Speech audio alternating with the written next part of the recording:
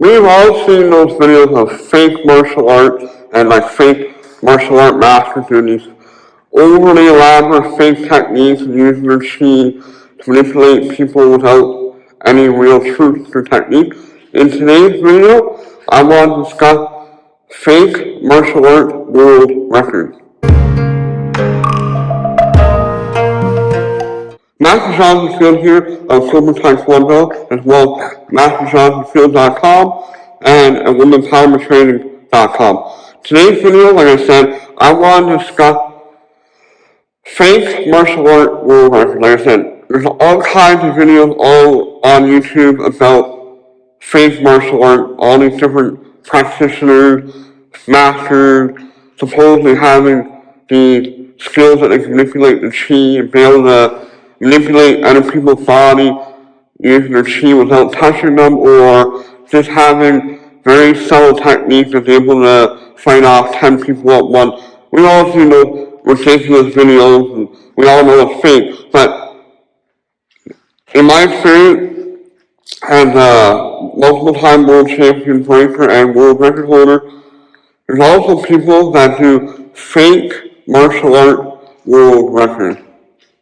There's tons of them out there.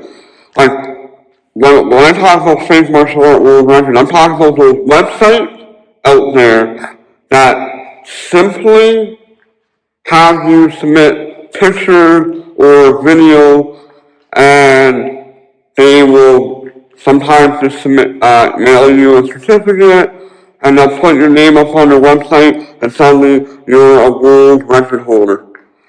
A newsflash for people that don't know better, that's not how you get a world record. If you were to call up Guinness World Record or professional martial art organization like the World Taekwondo or the World Breaking Association or the International Sports Training Association or Waco Canada or Waco Kickboxing, all these professional organizations, none of them are going to give you a world record by you simply submitting pictures or videos. It takes a lot of effort, training, and thought to actually pull off a world record. Like I said, myself being a 9-time world record holder, 8 of them being in breaking, and then 1 of them I took part in a little bit bigger world record. But I'm going to focus mainly on world record when it comes to martial art breaking. Now, I've done 8 of them. I think 6 of them were solo world records where I did it by myself, and I also did a couple of team world records. Regardless of whether it was a team world record or a solo world record, the process is pretty much the same. So, what a legitimate organization, what they'll have you do is they're going to want you to submit your idea of what world record that you think you can accomplish or you want to train for, and you have to lay out all the requirements and regulations and the rules of what you're going to do, material, time, when you're going to do it. There's a lot of thought that goes into this. And then once the organization, like the World Breaking Association, or the ISKA, which is the International Sport Training Association, or Guinness Book of Records, for example, once they approve that they'll come and approve your world record, then you have to have a certain time, and then representatives have to come from those organizations to come to where you're doing the world record, and they have to have you fill out a bunch of paperwork, just saying that, these are the regulations, this is what's going to happen. The representative is going to make sure that all the materials that you say you're going to break and timekeeping whether it's all legitimate, they make sure that everything is documented, from pictures to written documents to video, timers, helpers, everything is documented. And then you do the world record, and whether you accomplish that world record or not is another thing. But you have that official, or sometimes multiple official and representative to make sure that that world record is legitimate. Like I primarily have done speed world records where I'll set up like unspaced forward. What is unspaced forward? Have to break so many in a minute, or I've done so many. Actually, what I mainly do is I'll have a set amount of boards, and I have to be able to break all of those boards as fast as I can. So like my one world record, which you can find on YouTube, where I broke 30 half-inch boards with spear fingers. It was like, I can't remember what it was, like 19.1 seconds, something like that. Like, it's been a while since I did that one. I've done it where most forwards done in 30 seconds, center, or most forwards done in 10 seconds. We've done team world records where we have 4-person team, 2 adults, 2 juniors, trying to break 204 as fast as they can, and whatnot. But the point is, we had representatives from the world, the association that I belong to is the World Breaking Association, or the USBA WBA, and we had representatives come to our event. We had crowds, so we had like literally hundreds of people literally watch when these world records were happening. We didn't do them in private. We didn't do them in our basement or our garage or our backyard or at a friend's house. We literally, all the world records that I've done have either been at tournaments in front of, well, some of the world records are like in front of thousands of people. We've done world records during like Hall of Fame events. We've done it during martial arts shows. The point is, we always done it in a crowd. The material has always been inspected before the world record and after the world record. Make sure that all the material is standard material, so that if somebody else attempts to break a world record, they're going to have to use the exact same material. So, I mean, I'm going to just kind of talk about the USBA, WBA for a second. We get all of our wood from one source. Literally one place on the planet where we get all of them. So that way, if I do a world record and somebody wants to attempt that world record, attempt to beat my world record, they have to purchase the wood from the USDA, so we know it's the exact same wood. I know wood can vary a little bit here and there, but the fact that we're getting it cut the same way, it's coming from the same place, and actually, again, with the material, our material is never tampered. You gotta look at that too. When people do these fake world records, a lot of time the boards or the concrete or baseball bat, whether they're breaking, is not the real thing. People have methods of making their own concrete or pre-cracking baseball bat or pre-cracking the wood, so it makes it a lot easier to break.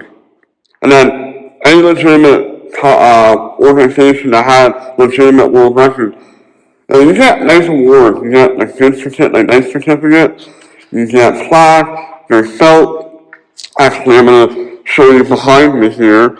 There's some world record felt there. I'm gonna walk over here.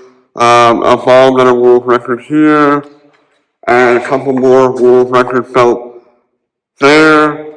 They are not cheap, but again, when you do a big world record, a lot of times this is like life event. They shouldn't be cheap. So we're gonna walk over into our lobby where I have a few other world records set out. We also have world record plaques by the USBA, WBA. You can see those there, as well as getting felt or plaques. We also have world record certificate that are normally put in a frame. So there's like 7 of them up there of the USBA and WBA. The bottom one is actually an ISKA, or the International Sports Karate Association world record as well. Actually, the USBA sold me one more certificate. I'll get that whenever we try to get through this whole COVID thing. But like I said, world records, like legitimate world records, are done in front of a crowd, normally at an event, at a tournament, a charity event, something where there's a crowd. You have to have representatives of the organization there as official. They time-keep, they check material before and after, etc., etc., etc. You cannot get a legitimate world record by breaking in your basement, breaking in your garage, your backyard, or wherever, and just submitting a video to some website. That is not legitimate, and that's one of my pet peeves. I know people that have done that, and you know what? It makes martial art in general bad. Like, it just gives martial art a bad name when people do stupid things like that. If you want a world record, train for the world record, do something that world record worthy that, these are things that very few humans on this planet can do. That's what a world record is. Not just some random thing that you can do and you get a certificate off some random website. Not a world record. I don't go on a rant here, but like I said, have done 8 world records where I trained, a long time I'll train 6 months to a year specifically for that world record. On top of all of the previous years of martial arts training, and every time you do a world record, you have experience from previous world records, previous experience. But like I said, when I set out to do a world record, like most of the time I'll be like 6 months to a year out. I know my last world record for breaking was what they call the Breakers Half Marathon, where I ran a half marathon while breaking 254, which is crazy. I had to train, I trained from like July of 1 year, July of 2018 until May of 2019 for that Pacific World Record, building up endurance both for breaking that many boards and having the energy to break forward after running half marathon. So after what I was doing, I would run a certain distance, break 50 boards. Break session 25. Yeah, that's what it was. It was 10 stations and 25 boards, that's 250 boards. I would run 10 and a half laps of this track, which I can't remember the exact distance in kilometers right now. But we'll run a certain distance, break 25 boards, do that 10 times as fast as you can.